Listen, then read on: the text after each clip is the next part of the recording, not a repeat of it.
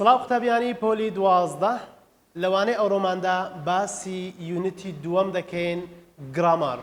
ئەویش یەکەم بابەتمان بابەتی preposition of time. لە بابەتی preposition of time ئەمە کۆمەڵێک prepositionمان هەیە لە یونیتی دووەم ئەمانە زیاتر تەرکیزەکە لەسەر preposition of time.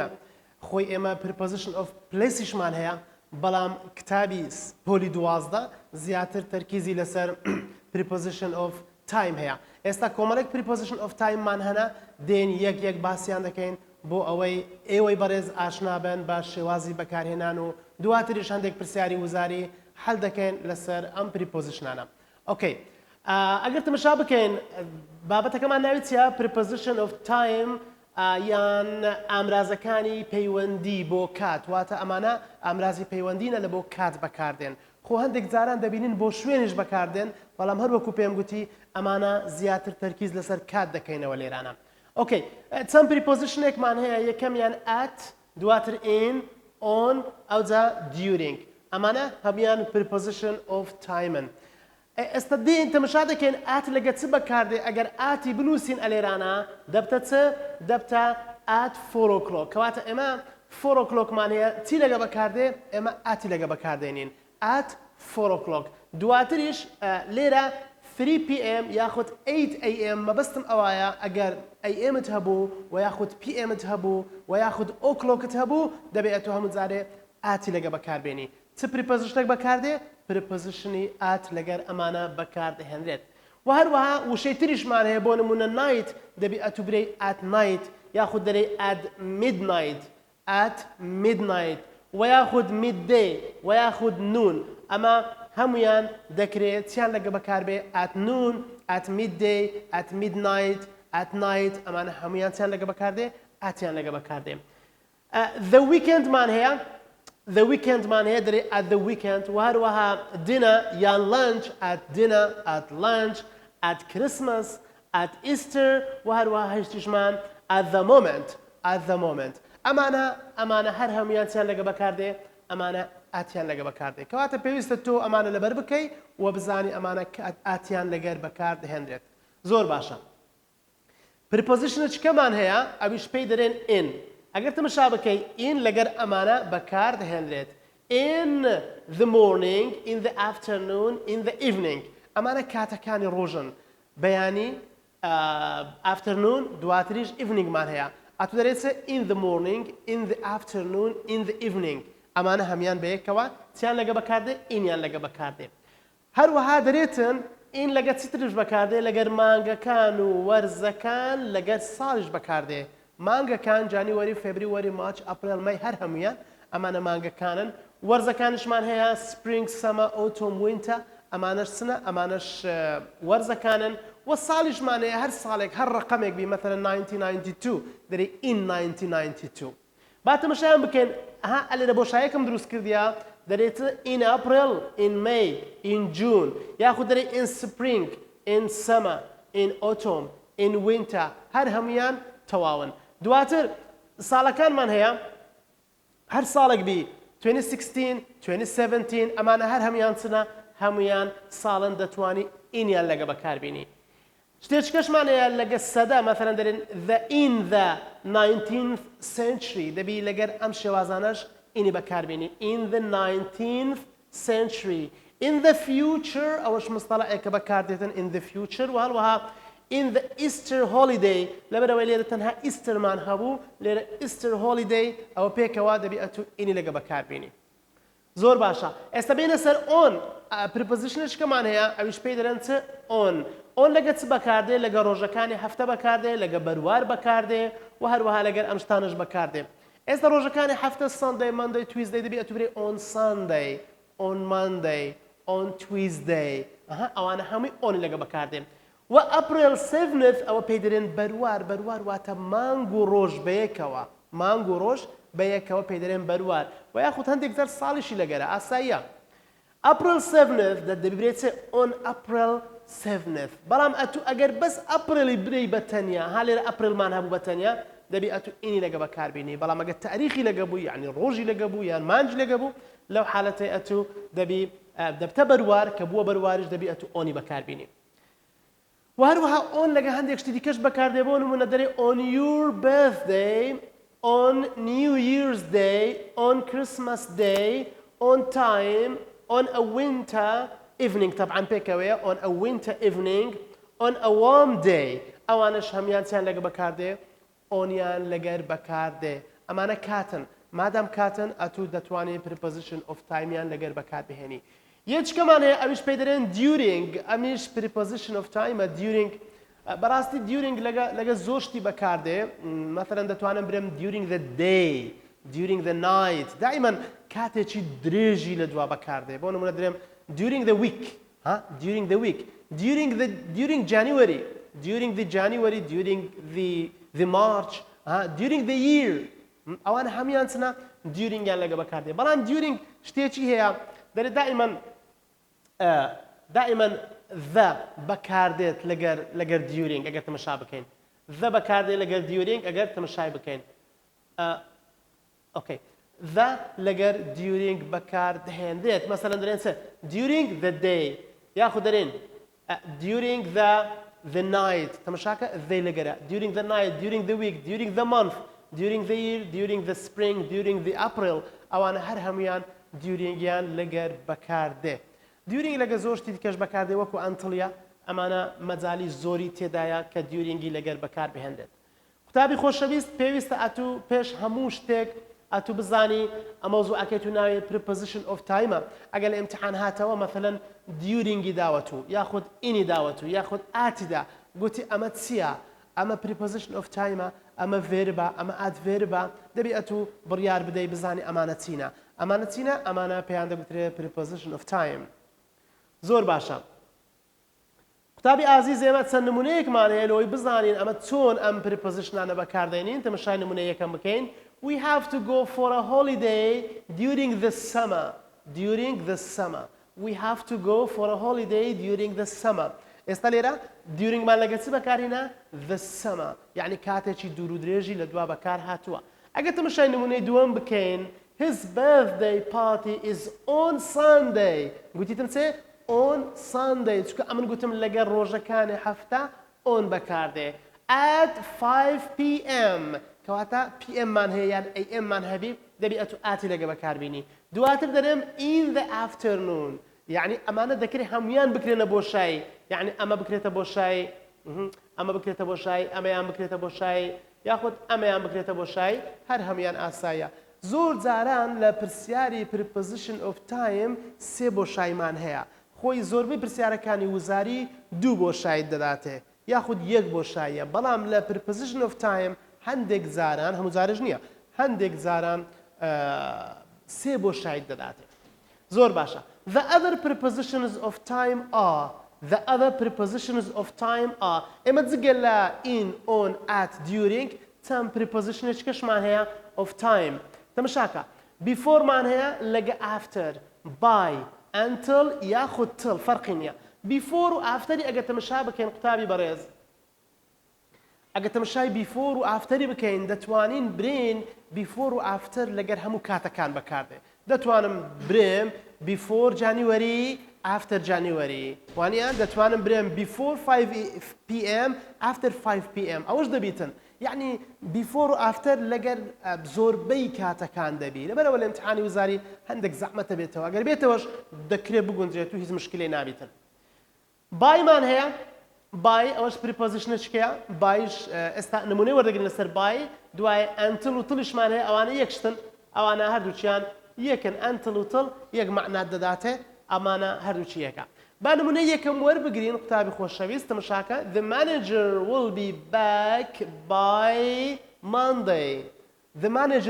back by Monday by لێرە لەگە Monday بەکار هاتیە باشە بای لێرە مامۆستا دەکرێت ئۆنیش لەگە Monday بەکار بێ ڕاست دەکەی ئۆنیش لەگەر Monday بەکار دەهێنرێت بەڵام بایش بەکار دەهێنرێت کە درێ بای Monday یعنی چ یعنی not later than Monday واتە ئەتوو دەبی لە بۆ ڕۆژی Monday ئەتوو ئەو ئیشەی تەواو بکەی بۆ نمونە ئەو دەرێتن چ the manager will be back by Monday یعنی لە ئێستاوە هەتا ڕۆژی Monday مانێجەرەکە دەبێت بگەڕێتەوە لە پاش Monday نییە هیچ مەجالی تێدا نییە کەواتە ئەمە کوو بزانین مامۆستا ئەمن باي بەکاربێنم یا وڵی بەکاربێنم لێر دەکەوتەوە سەر هەڵبژاردنەکان ئەگەر لە هەڵبژاردن باي دابوو ئەتوو بزانە باي دەبی ئەگەر ئۆنیشی دابوو بزانە ئۆنیش دەبێتن ئەگەر هەردووچی دابوو ئەوە دەکەوتەوە سە معنای ڕستەکە لەو حالەتەی معنای ڕستەکە بڕیار دەدا چی هانی بەکاردێنی بەپێ ڕستەکەیە ڕستەی دووەمان هەیە the project should be finished by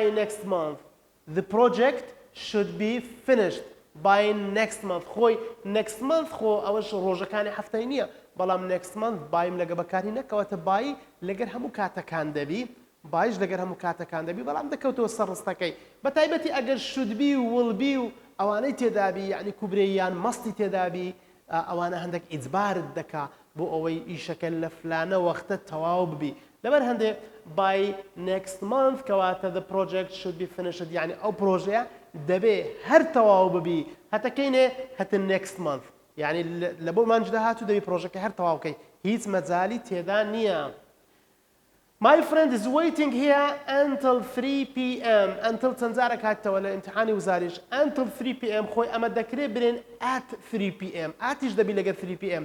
بلام لو until ما بكار هنا اللي ردك وتوصل معنا رستك بتايبتي أجر وشيء waiting تهبو زيادة وادي ذكاك until بكار بيني My friend is waiting here يعني برادر كام اللي روا انتظاري ذكا ببردوامي انتظار ذكا is waiting here until 3 p.m. للساعة 3 أو انتظاري تو ذكا بابزانين أتوش هشتان نهاتي بابرين زور باشا استاش باسي سم preposition مان کرد باسي before و after مان کرد باسي by مان کرد باسي until و till مان کرد أجل امتحان اگر هاتوا قوتي until يان till لو رستيا تسيا preposition verba adverba تسيا أتو دبي تمشي رستكي بكي استا until 3 p.m. لدواي until بكار هاتيا time بكار هاتيا لو حالتي أتدريتse أو preposition of time ياخذ before و after إما before و after ما ليونتي يكم هيا ليونتي بينزم هيا ليونتي حفتم هيا لحمو زيشي هتزاري بشويك بكار ده هندري بلام عليرا أقل امتحان ديت توا نسرابو before Sunday يعني after January أتو دبيني كاتي لدوا هاتيا أقل ختيان لبن before دا قوتيان أو تسيا verba adverba conjunction يعني preposition of time أتو لو حالة ديبريتse ديبري أو preposition of time باشا دو preposition دي كمان هيا ك preposition كان دبي أو أنا جلك جواز كيوا from to لقى between و and from to between و and مان هيا from to between و and أجت مشابك تبينك مع نسيا أو زا لتبينك دريتن أجر and هات مشاكا أجر and man هبو لنيوان دو كاتي جیاواز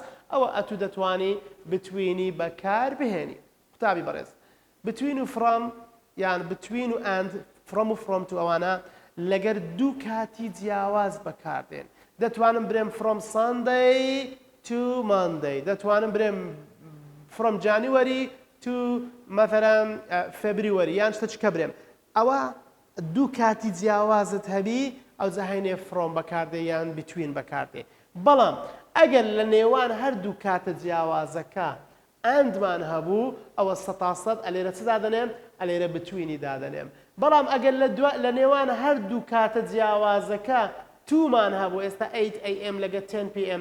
ها to من هبو أو أتوناتاري ليرج دبي from كي دابني دبي تدابني دبي from دابني زور باشا بلام اگر اما اندو توشمان نبو يعني امن درج بو شايبو او دريتن اگر از ار وسويرت هبو هات مشاكل ازمان هي اگر از وسويرت هبو او اتو دبي سدابني دبي بتويني دابني ادي اگر وشكت بمين فيرب دستيكر بو ياخذ بفيرب ياخذ بيش بو شايه كيبرين او بو فيربك بو لو حالتي اتو فرامي دادني باش تشكشت ببرم كتابي خوشويست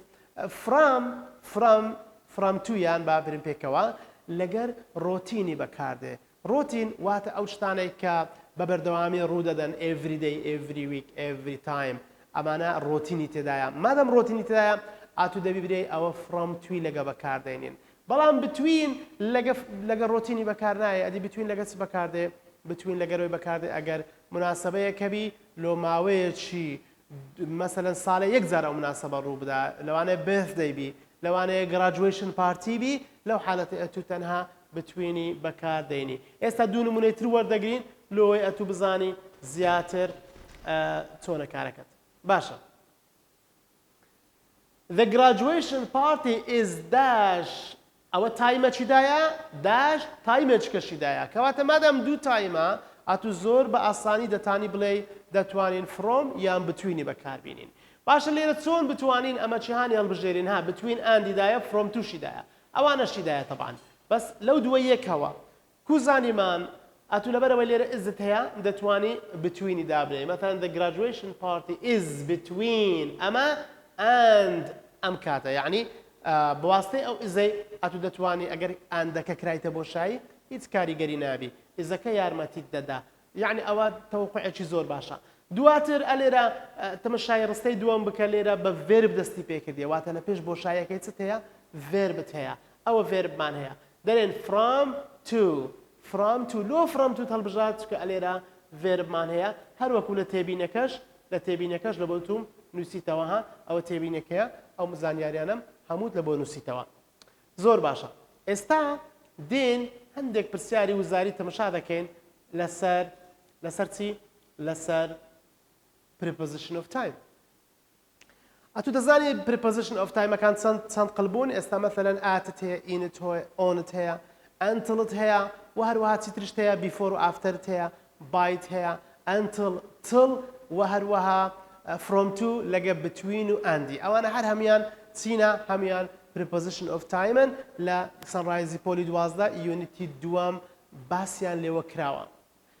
پرسیاری وزاری My plane was supposed to leave dash this is the time 7 okay PM of course but it didn't take off dash 8:30 ئێستا ئەمە دوو کاتمان هەیە لێرە 7 ئەوە PM لێرە 8:30 ئەوە کاتێکی ترە زۆر باشە.